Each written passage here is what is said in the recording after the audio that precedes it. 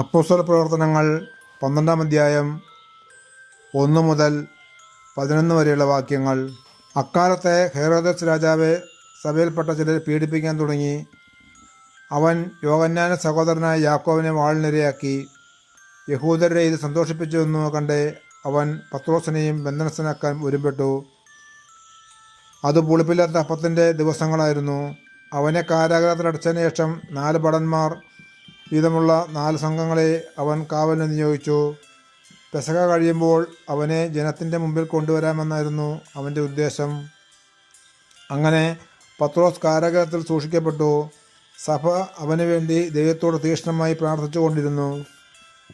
പരസ്യവിചാരണയ്ക്ക് പുറത്തു കൊണ്ടുവരുവാൻ ഹെരോദാസ് ഉദ്ദേശിച്ചിരുന്നത് തലേ രാത്രി പത്രോസ് ഇരുചങ്ങളാൽ ബന്ധിതനായി 2 പടയാളികളുടെ മധ്യേ ഉറങ്ങുകയായിരുന്നു. പട്ടാളക്കാർ കാരാഗ്രഹവാതിൽക്കൽ കാവൽ നിൽക്കുന്നുണ്ടായിരുന്നു. പെട്ടെന്ന് കർത്താവിൻ്റെ ഒരു ദൂതൻ പ്രത്യക്ഷനായി ആ മുറിയാകെ പ്രകാശം നിറഞ്ഞു. അവൻ പത്രോസിൻ്റെ പാർശ്വത്തിൽ തട്ടി ഉണർത്തിക്കൊണ്ട് പറഞ്ഞു, വേഗം എഴുന്നേൽക്കൂ.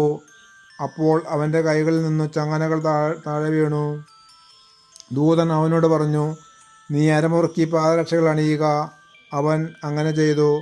ദൂതൻ വീണ്ടും പറഞ്ഞു, മേലങ്കി ധരിച്ചുകൊണ്ട് എൻ്റെ പിന്നാലെ വരിക. അവൻ പുറത്തിറങ്ങി ദൂതനെ അനുഗമിച്ചു. എങ്കിലും ദൂതൻ വഴി സംഭവിച്ച ഇക്കാര്യം യാഥാർത്ഥ്യമാണെന്ന് അവന് തോന്നിയില്ല. തനിക്കൊരു ദർശനമുണ്ടായതാണെന്ന് അവൻ കരുതിയുള്ളൂ. അവർ 1-ാമത്തെയും 2-ാമത്തെയും കാവൽ സ്ഥാനങ്ങൾ പിന്നിട്ടു നഗരത്തിലേക്കുള്ള ഇരുമ്പ് കവാടത്തിലെത്തി. അത് അവർക്കായി സ്വയം തുറന്നു. അവർ പുറത്തു കടന്ന് ഒരു തെരുവ് പിന്നിട്ടപ്പോൾ ദൂതൻ പെട്ടെന്ന് അപ്രത്യക്ഷനായി. അപ്പോഴാണ് പത്രോസിന് പൂർണ്ണബോധം വന്നത്. അവൻ പറഞ്ഞു, കർത്താവ് തൻ്റെ ദൂതനയച്ച് ഹെരോദസിൻ്റെ കരങ്ങളിൽ നിന്നും യഹൂദന്മാരുടെ വ്യാമോഹങ്ങളിൽ നിന്നും എന്നെ മോചിപ്പിച്ചിരിക്കുന്നു എന്ന് ഇപ്പോൾ എനിക്ക് വ്യക്തമായി. നമ്മുടെ കർത്താവായ ശമിശയ്ക്ക് സ്തുതി. വിശുദ്ധ മത്തായി എഴുതിയ സുവിശേഷം 16-ാം അധ്യായം 13 മുതൽ 27 വരെ വാക്യങ്ങൾ. യേശു കേസറിയ ഫിലിപ്പി പ്രദേശത്ത് എത്തിയപ്പോൾ ശിഷ്യന്മാരോട് ചോദിച്ചു, മനുഷ്യപുത്രൻ ആരെന്നാണ് ജനങ്ങൾ പറയുന്നത്? അവൻ പറഞ്ഞു, ചിലർ സ്നാപകയോഹന്നാൻ എന്നും മറ്റു ചിലർ ഏലിയ എന്നും വേറെ ചിലർ ജെറമിയ അല്ലെങ്കിൽ പ്രവാചകൻ ഒരുവൻ എന്നും പറയുന്നു. അവൻ അവരോട് ചോദിച്ചു, എന്നാൽ ഞാൻ ആരെന്നാണ് നിങ്ങൾ പറയുന്നത്? ശിമോൻ പത്രോസ് പറഞ്ഞു, നീ ജീവനുള്ള ദൈവത്തിൻ്റെ പുത്രനായ ക്രിസ്തുവാണ്.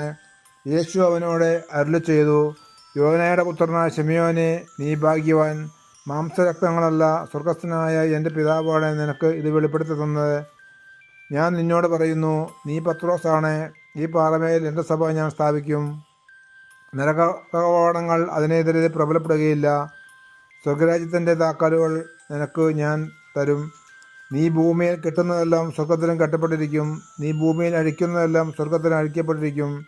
അനന്തരം അവൻ താൻ ക്രിസ്തുവാണെന്നും ആരോട് പറയരുതെന്ന് ശിഷ്യന്മാരോട് കൽപ്പിച്ചു.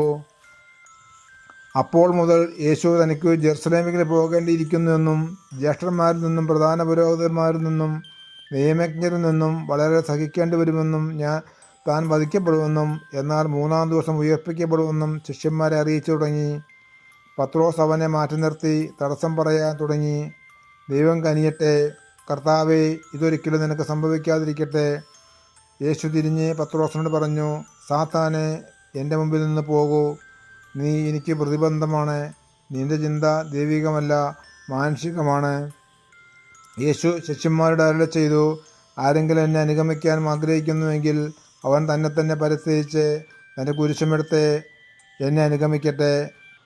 സ്വന്തം ജീവൻ രക്ഷിക്കുവാൻ ആഗ്രഹിക്കുന്നവൻ അത് നഷ്ടപ്പെടുത്തും. എന്നാൽ ആരെങ്കിലും തനിക്ക് വേണ്ടി സ്വജീവൻ നഷ്ടപ്പെടുത്തിയാൽ അവൻ അത് കണ്ടെത്തും.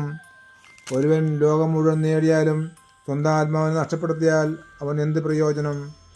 ഒരുവൻ സ്വന്തം ആത്മാവിന് പകരമായി എന്തു കൊടുക്കും? മനുഷ്യപുത്രൻ സ്വപിതാവിൻ്റെ മഹത്വത്തിൽ തൻ്റെ ദൂതന്മാരോടൊത്ത് വരാനിരിക്കുന്നു. അപ്പോൾ അവൻ ഓരോരുത്തർക്കും താന്താങ്ങളുടെ പ്രവർത്തിക്കനുസരിച്ച് പ്രതിഫലം നൽകും. നമ്മുടെ കർത്താവായ ശമിശയ്ക്ക് സ്തുതി.